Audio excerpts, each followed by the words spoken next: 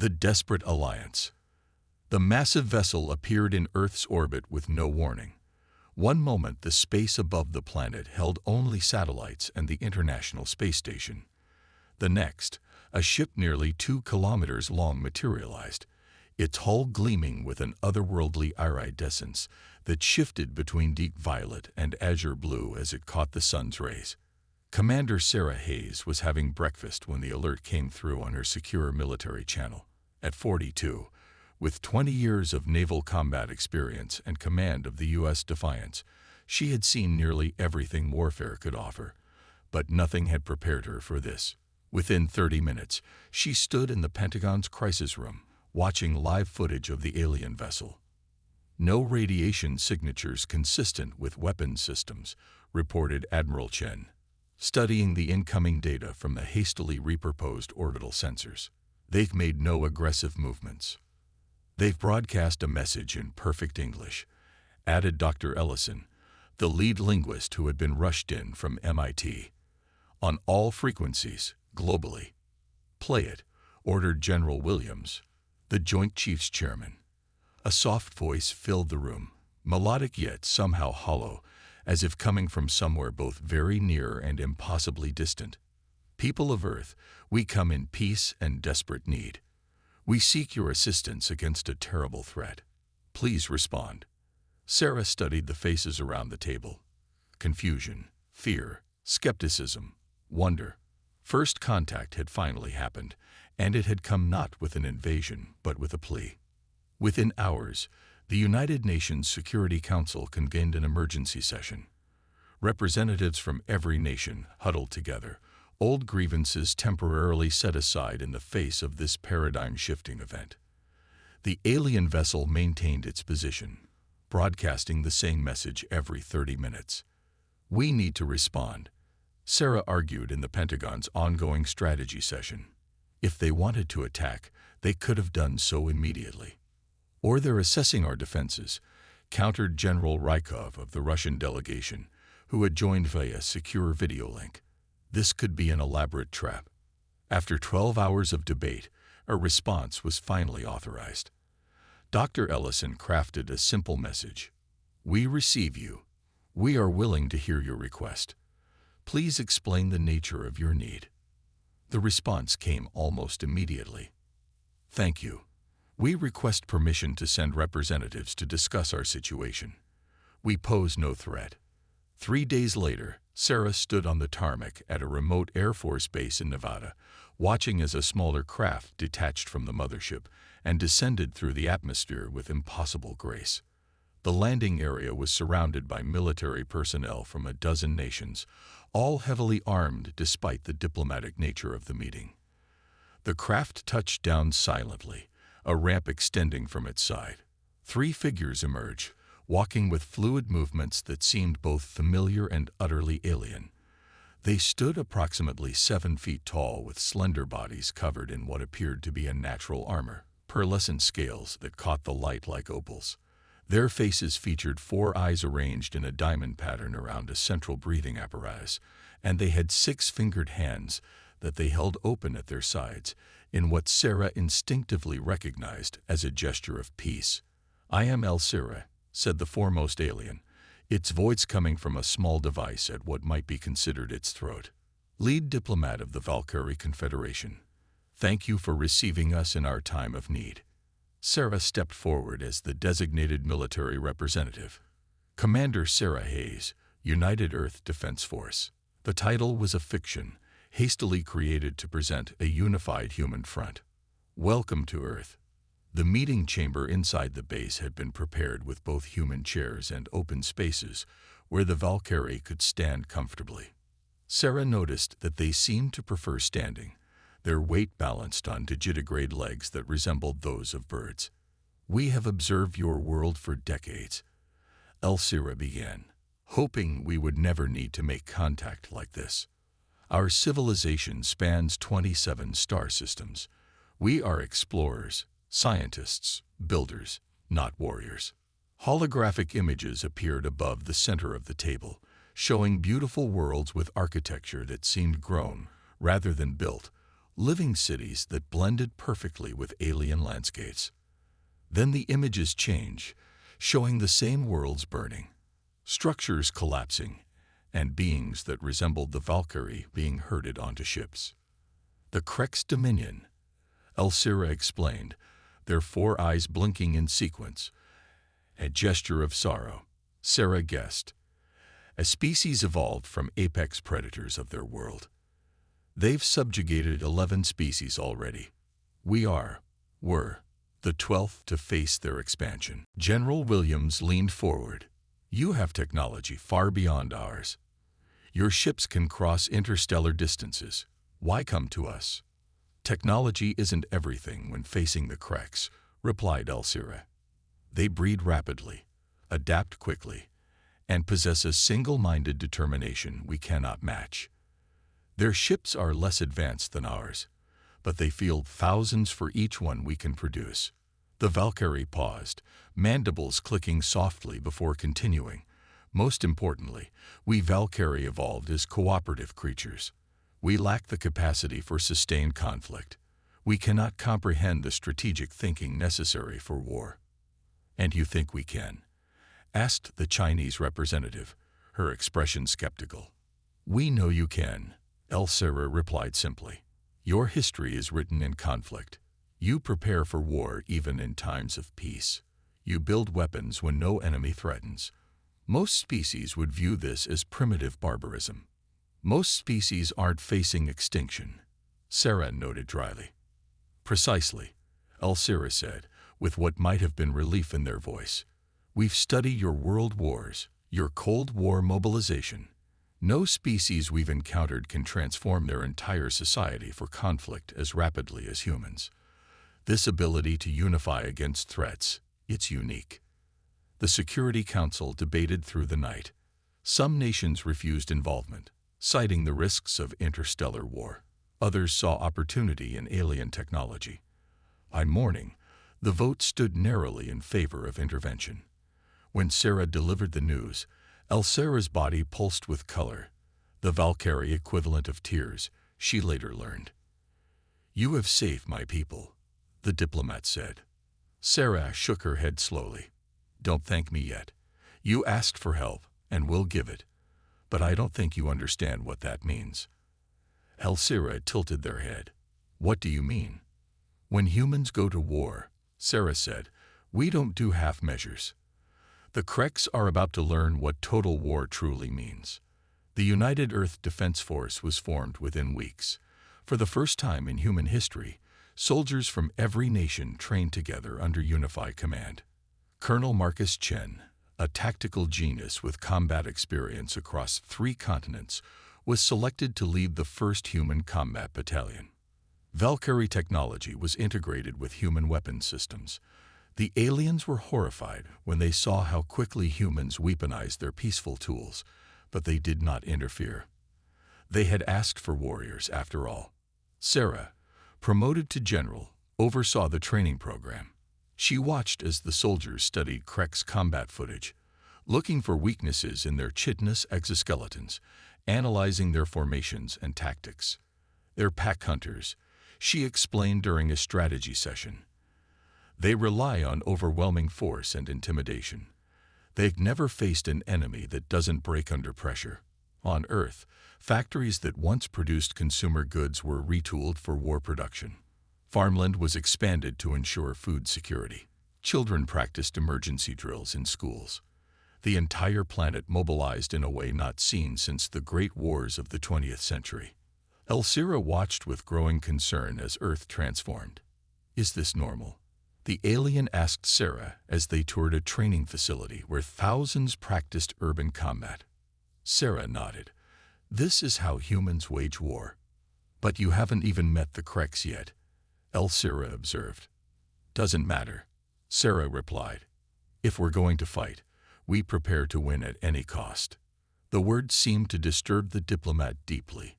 3 months into preparation, alarm sirens blared across the newly constructed Armstrong space station. A Krex scout ship had been detected near Saturn, observing the unprecedented activity around Earth. This is our chance, Admiral Hassan told his officers, "Capture that ship intact." A small strike team launched in a stealth vessel enhanced with Valkyrie technology. The operation was swift and brutal. 4 humans died, but they secured the Krek's ship and captured 1 live prisoner. The creature was unlike anything they had expected. Massive, nearly 9 feet tall, with a chitinous exoskeleton and multiple limbs that ended in both manipulators and natural weapons. Its face was a nightmare of compound eyes and mandibles. "Their tech is impressive," Intelligence Officer Wei told Admiral Hassan as they examined the captured vessel, "but their tactics are predictable. They rely too much on brute force." "Pride," Hassan said. "They've conquered so many worlds they think they're invincible. That will be their downfall." The captured Kreks was studied extensively. To everyone's surprise, it was Dr. Katri, a neurobiologist with no military background, who made the most important discovery. "Their nervous system is fundamentally different from both humans and Valkyrie," she explained, pointing to neural scans. "They process sensory information collectively. It gives them incredible coordination in groups. But," she paused, excitement in her eyes, "it makes them vulnerable to certain frequencies of electromagnetic radiation. Frequencies that don't affect humans at all." On the day the Earth fleet prepared to launch, General Sarah Hayes addressed the 30,000 soldiers under her command. "We go to fight an enemy that believes itself superior to all life in the galaxy. They have never faced humans before. They have never experienced total war. We fight not just to win battles, but to end wars." As the fleet prepared to depart, Sarah approached Sarah one last time. "We asked for help," the Valkyrie said quietly. "I fear we've unleashed something we don't understand." Sarah's expression was grim. "You wanted warriors. That's what you're getting." The first human war fleet in history activated their Valkyrie-enhanced engines and disappeared into the depths of space, carrying humanity's answer to the Krek's threat, a response that would forever change the balance of power in the galaxy. Humanity unleashed. The Valkyrie colony world of Lyria hung in space like a wounded jewel. Once a beautiful azure planet with living crystal cities, it now bore ugly scars where Krek's mining operations had torn open the surface. Dark smoke rose from processing facilities where Valkyrie prisoners worked until collapse. In orbit, 15 Krek's warships patrolled, their biomechanical design mirroring their creators, all sharp angles and weaponized appendages. The Kreks believed the system secure. They were wrong. Human ships emerged from hyperspace at precisely calculated points surrounding the planet. Unlike the elegant Valkyrie vessels or the predatory Krek's craft, Earth's warships were blocky and utilitarian, their hulls bristling with weapons. On the bridge of the flagship Retribution, General Sarah Hayes watched the enemy vessels with cold calculation. "All ships report ready, General," her communications officer said. "Operation Thunderstrike is go," Sarah ordered. "Begin." The human fleet opened fire simultaneously. They had studied Krek's shield configurations for weeks and knew exactly where to hit. 7 enemy ships exploded before they could even raise alarms. "Ground teams deploy now," Sarah commanded. Across the human fleet, dropships launched toward the planet's surface. Major Darius Wright sat with his squad, checking his weapon one final time. The former Special Forces operator had trained his team relentlessly for this moment. "Remember," he told them, "the Kreks have never faced humans before. They expect enemies to follow rules. We don't play by their rules." The dropship shuddered as it entered atmosphere. Around them, other vessels were being shot down by ground defenses. Darius watched through the viewport as one exploded in midair. 30 seconds to landing, the pilot shouted. They hit the ground hard. The doors blew open, and Darius led his squad into chaos. The Krek's ground forces were terrifying, standing nearly 9 feet tall with natural armor and multiple limbs ending in razor-sharp claws. They moved with frightening speed, but they had never faced human weapons before. Darius fired his rifle. the special ammunition designed by Dr. Cattry's team punching through Krek's armor at precisely the weak points they had identified. The alien let out a high-pitched shriek as it fell. "Move toward the processing facility," Darius ordered. His squad advanced through Krek's defenses using tactics the aliens had never encountered. Where Valkyrie fought in organized formations, humans used cover, misdirection, and ambush. Where Valkyrie retreated when outnumbered, humans charged. The fighting was brutal. Darius lost 7 soldiers in the first hour, but they reached the facility where thousands of Valkyrie were held prisoner. "We're from Earth," he told the first blue-skinned alien he encountered, cutting the restraints. "We're here to free you." The Valkyrie stared at him with 4 wide eyes. "Earth." The humans came. "Yes," Darius said, moving to free more prisoners. "Now help us free the others." In orbit, the space battle had become a slaughter. Krek's reinforcements arrived only to be caught in Sarah's carefully planned trap. Intelligence Officer Way's assessment had been perfect. The Krek's ships were faster and more heavily armed, but their captains were predictable, using the same tactics that had worked against the Valkyrie. "They're retreating, General," Sarah's tactical officer reported. 4 enemy ships escaping to hyperspace. "Let them go," Sarah ordered. "I want them to tell their leaders what happened here." By nightfall, Lyria was secured. Over 6,000 Valkyrie had been freed from labor camps. The cost had been high, -178 humans dead, hundreds more wounded. But the victory was total. Elsira, who had accompanied the fleet, walked through the main camp where the rescued Valkyrie gathered. They looked at the humans with a mixture of gratitude and fear. "I had no idea," Elsira said to Sarah, "the way your people fight." "This is just the beginning," Sarah replied. "The Kreks wanted an enemy. Now they've got one." Across the galaxy, news of the battle spread. Species that had bowed to Krek's rule for generations began to whisper a new word: human. In the heart of Krek's territory, the High Matriarch received the reports from Lyria with disbelief. "These humans," it chittered to its council, mandibles clicking furiously. "What kind of species fights like this?" No one had an answer. But soon, they would all learn. The High Matriarch stood before the holographic display, its segmented carapace vibrating with fury. 12 more colony worlds had fallen to the humans in the past month. No species had ever inflicted such losses on the Dominion. "These creatures must be exterminated," it declared to the War Council, its voice a series of harsh clicks and chirps. "Divert the 3rd and 5th fleets. Find their homeworld." On the liberated Valkyrie world of Meridian, Dr. Elena Cattry worked tirelessly with a team of Valkyrie scientists. The humans had established a temporary research base while former prisoners rebuilt their living cities. Cattry, a neurobiologist specializing in xenopsychology, had been studying the Krek's neural structure for weeks. "There's a pattern here," she told her Valkyrie colleague, pointing to brain scans on her display. "Their hive communication doesn't just use chemical signals, it uses harmonic resonance." The blue-skinned alien adjusted its translation device. "Like music?" "Exactly," Cattry said with growing excitement. "They're singing to each other. And if we can disrupt that song..." Her breakthrough came just in time. The devices they built could now interfere with Krek's neural communication. What they discovered next chilled them to the core. "They're going to attack Earth," Cattry told General Hayes via holographic link. 3 massive fleets are already moving. Sarah's face showed no emotion, but her voice was steel. "How long do we have?"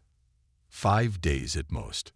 "We'll never get back in time," Colonel Chen said from beside Sarah. "No," she agreed, "but Earth isn't defenseless." Back on Earth, the warning triggered an emergency response. Orbital defense platforms that had been under construction were rushed into service. Military units worldwide moved to defensive positions. Civilians headed to underground shelters built during the frantic months of preparation. When the Krek's fleets arrived, they expected to find a primitive world easy to conquer. Instead, they encountered a planet bristling with weapons. The battle for Earth lasted 22 hours.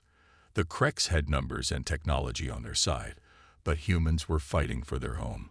The orbital platforms took a terrible toll on the alien ships. When the Kreks landed troops, they faced not just soldiers but armed civilians fighting block by block. In low Earth orbit, Commander Aisha Kazemi commanded the last functioning defense platform. Half her crew was dead, and oxygen was running low. "Target their command ship," she ordered. "Full power to the main gun." The massive energy weapon fired one last time before the platform's reactors failed. The beam cut through the Kreks flagship, sending it tumbling toward Earth's atmosphere where it burned up like a second sun. The remaining Kreks ships retreated, but the victory came at a terrible cost. Cities around the world lay in ruins. Millions were dead. The space around Earth was filled with debris from destroyed ships and stations. Meanwhile, General Hayes had not been idle. Learning of the attack on Earth, she implemented what she called Protocol Scorched Earth. Human forces struck deep into Kreks territory, hitting supply bases and shipyards. They didn't try to hold ground. They simply destroyed everything and moved on. Major Wright and his squad found themselves trapped behind enemy lines on the contested world of Nexus 7. They had been conducting sabotage operations when their extraction ship was shot down. "We need to keep moving," Darius told his remaining 6 soldiers. "If we stay in one place, they'll find us." For 16 days, they moved only at night, destroying Kreks facilities and ambushing patrols. They became ghosts, striking from nowhere and vanishing before reinforcements arrived. The Kreks put a price on Wright's head, calling him the Shadow Demon. As the war expanded, other species began to join the human-led coalition. Races that had suffered under Kreks rule for generations saw a chance for freedom. In the Kreks central hive system, the High Matriarch faced growing unrest among its own kind. "These humans do not fight like rational beings," it told the War Council. "They sacrifice themselves willingly. They attack targets of no strategic value. They destroy resources they could use." And Elder Council members' antennae twitched nervously. "Perhaps we made a mistake challenging them." "It is too late for such thoughts," the High Matriarch replied. "We either destroy them completely, or they will never stop until they destroy us." 8 months into the conflict, Dr. Capri made another breakthrough in her research facility on Meridian. Working with recovered Kreks specimens, she discovered something remarkable. Their hive minds are connected through pheromones and synchronized brainwave patterns, she explained to Intelligence Officer Wei during a secure transmission. But there's a frequency that disrupts this connection. It essentially gives them sensory overload. "Can we weaponize it?" Wei asked immediately. Catri's expression was troubled. "Yes, but it would be devastating. Without their hive connection, they'd experience something like mass psychosis. Entire colonies would tear themselves apart."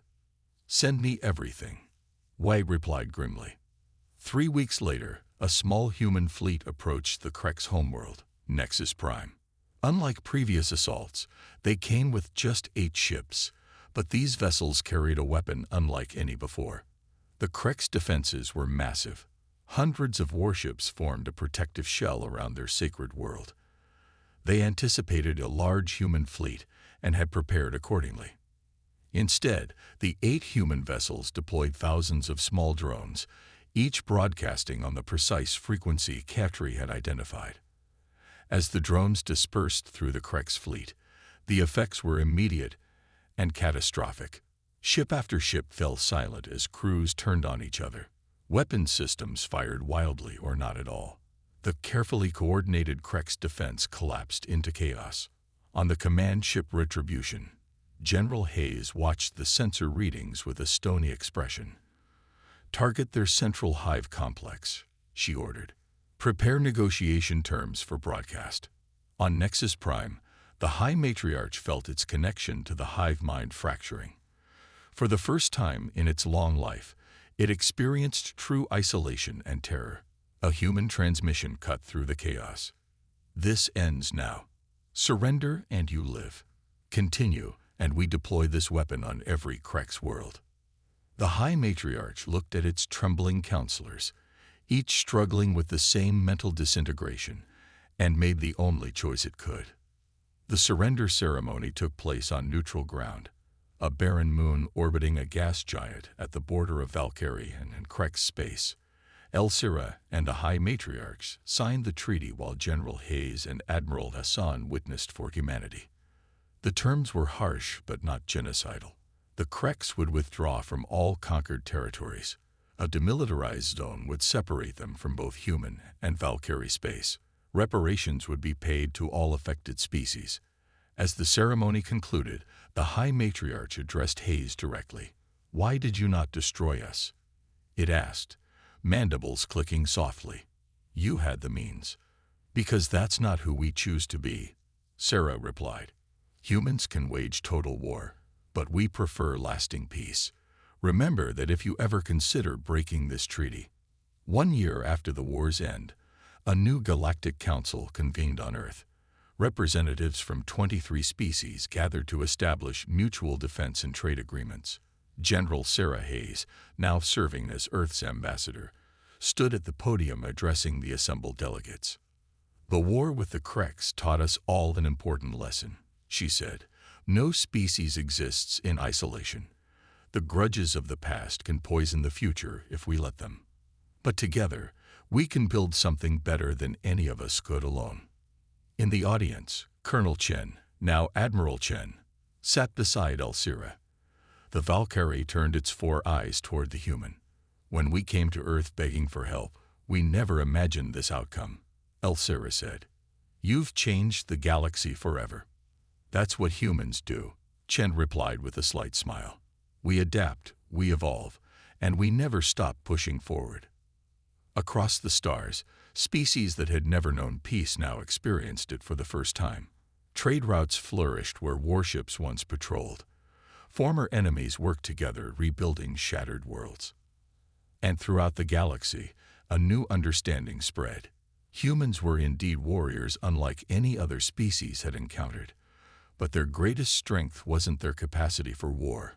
It was their vision for what came after. In the deepest reaches of space, aboard research vessels and diplomatic missions, humans ventured farther than they had ever gone before. They carried with them the lessons of the Krex War, that humanity's place in the cosmos would be defined not just by their willingness to fight when necessary, but by their determination to create lasting peace.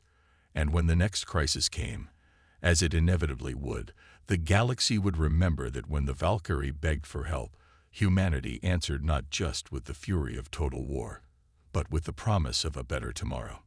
On the observation deck of the newly constructed Harmony Station, built at the former border between Valkyrie and Krex space, Dr. Elena Katri stood beside Intelligence Officer Wei, watching ships from a dozen worlds pass through the busy trading hub. "Do you ever think about how differently this could have ended?" Katri asked.